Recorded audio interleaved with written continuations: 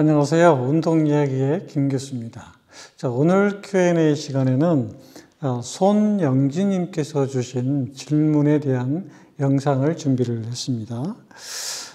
체육교사로 지금 활동을 하고 계시고 체육 전문성을 높이려는 열망을 품게 되었습니다.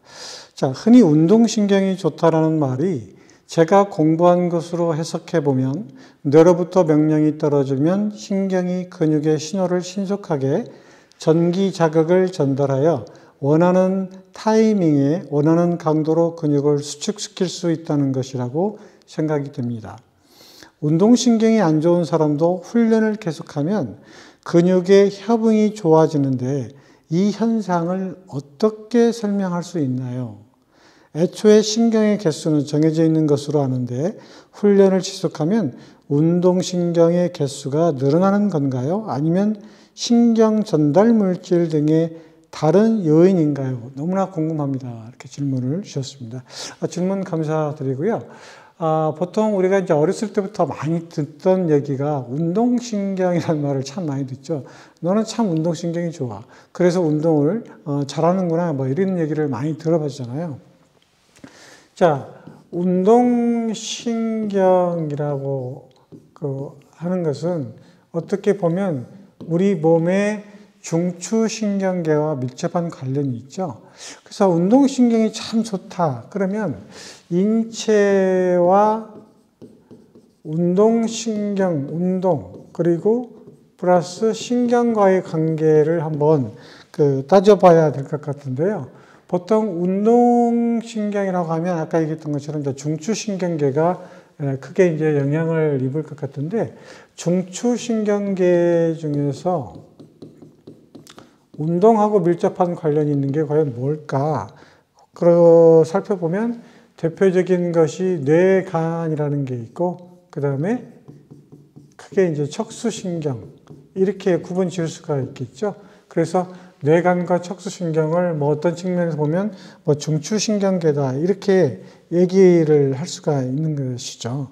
자, 우리가 여기서 이제 알아야 될 것이 뭐냐면 신경계의 작용에 대해서 좀 이해를 할 필요가 있습니다.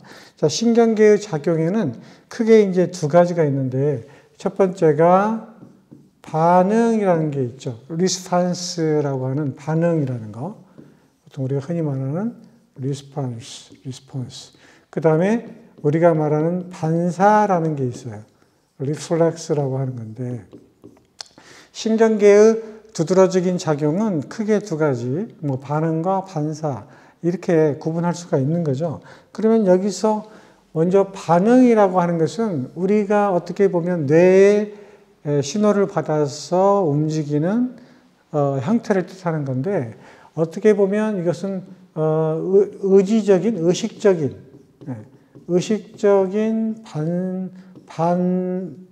의식적인 반응을 주로 이제 의미를 하는 거죠. 좀 더 전문적으로 얘기하면 수의적인 반응을 보통 이제 수의적인 현상을 반응이라고 보통 표현하는 거고 반사라고 하는 것은 수의적인 것의 반대인 보통 불수의적인 것을 의미를 하는 거예요. 불수의적인 신경계의 현상을 보통 반사라고 표현해서 보통 신경계는 반응과 반사의 작용이다. 이렇게 얘기를 하는 겁니다. 그러니까 신경계가 운동신경이 좋다라는 것은 의식적이든 무의식적이든 어떤 반응과 반사가 다른 사람에 비해서 좀 뛰어나다 이렇게 얘기를 하는 건데 여기서 운동신경이 좋다라고 하는 것은 반응보다는 주로 이제 반사 쪽에 많이 초점이 맞춰져 있죠. 그러니까 내 의지와는 상관없이 불수의적으로 나타나는 움직임, 현상, 형태를 우리가 흔히들 이제 반사라고 얘기를 하는 거니까요. 그래서 잘 아시다시피 조건 반사, 무조건 반사 이런 것들이 있잖아요. 자, 그러한 것들을 굳이 따지지 않더라도 우리 손영진님께서 궁금하셨던 왜 운동신경이 좋다라고 하는 것은 신경계의 숫자가 늘어나는 걸까? 아니면 신경 전달 물질이라는 게 있었잖아요. 보통 아세틸콜린이 대표적인 물질이고 그 외에도 뭐 노르에피네프린도 있고 도파민도 있고 여러 가지가 있지만 이런 신경 전달 물질이 증가해서 운동신경이 좋아지는 걸까? 이거에 대해서 궁금해 하셨는데 결론적으로 말씀드리면 신경계는 두 가지의 특징이 있는데 그 첫 번째가 뭐냐면 학습이라는 것이 있고 또 한 가지는 기억이라는 것을 가지고 있어요. 러닝과 메모리라고 이렇게 표현하는 건데 우리가 보통 처음에 어떤 운동 스킬을 배운다고 하게 되면 스킬을 하게 된다고 하면 처음부터 잘할 수 있는 건 아니잖아요. 간단하게 기본적인 것부터 단계적으로 배웠다가 그 단계가 어느 정도 실행이 되면 이제 한 번에 실행할 수 있는 거. 뭐 예를 들면 테니스의 스트로크도 마찬가지고 골프의 스윙도 마찬가지고 처음부터 바로 스윙을 배우는 사람은 없잖아요. 자세부터 단계적으로 스트로크 하나하나씩 이렇게 배우는 것처럼 이러한 단계적인 학습을 통해서 우리 신경이라고 하는 것은 반복적인 게 학습이라는 것을 다른 말로 표현하면 반복적인 연습이라고 표현하는 거죠. 이런 반복적인 연습을 통해서 우리 신경계는 뭐가 된다?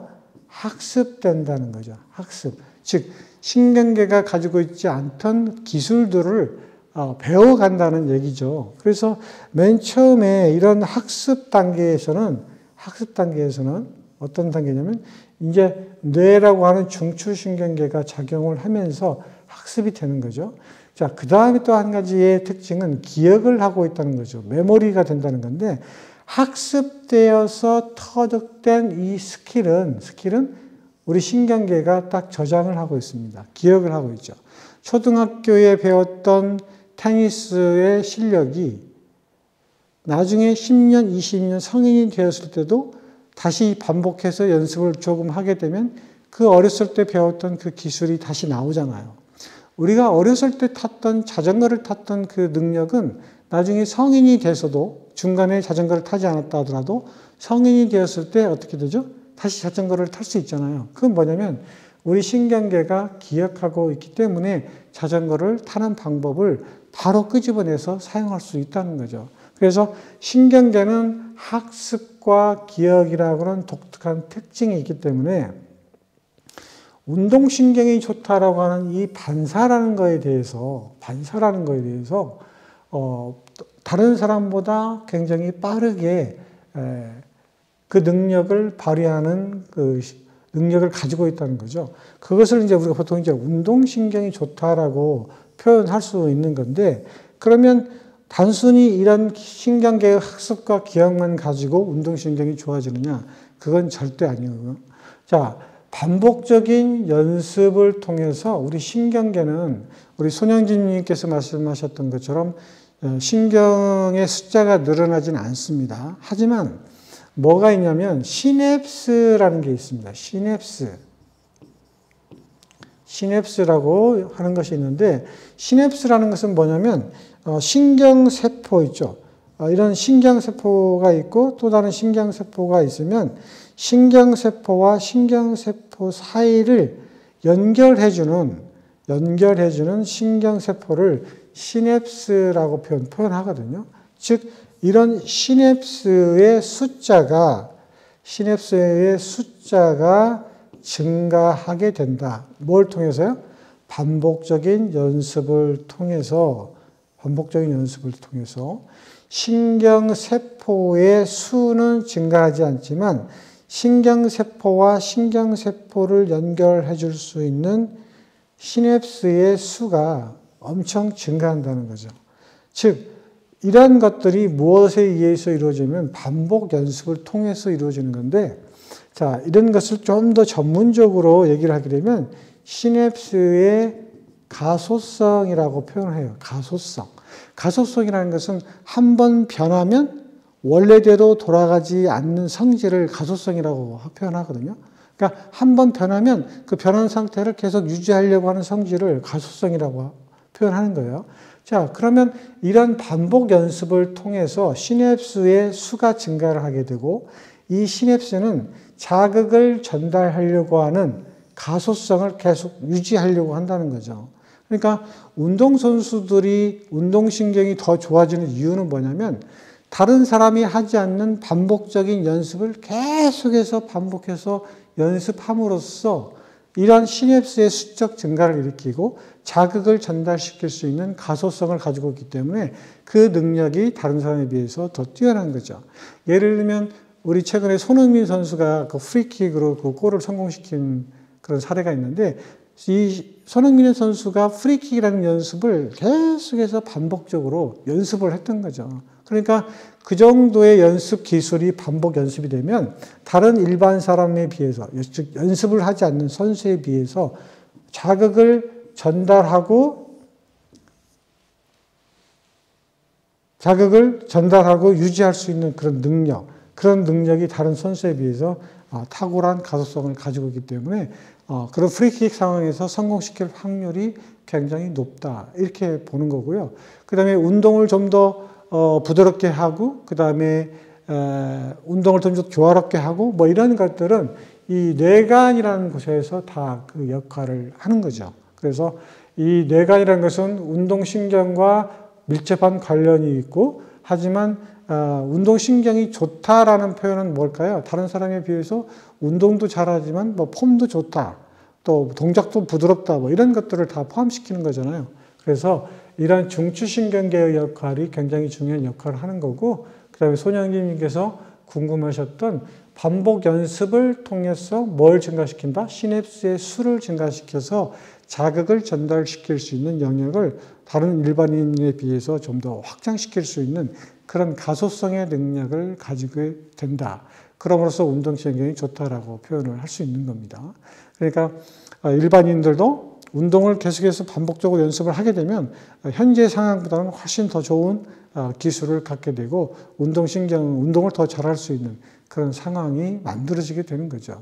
자, 오늘은 손영진님께서 궁금하셨던 운동신경이 좋아지는 뭐 이유라고 할까요? 거기에 대해서 답변을 드렸습니다. 저는 다음 영상에서 다시 찾아뵙도록 하겠습니다. 안녕히 계세요.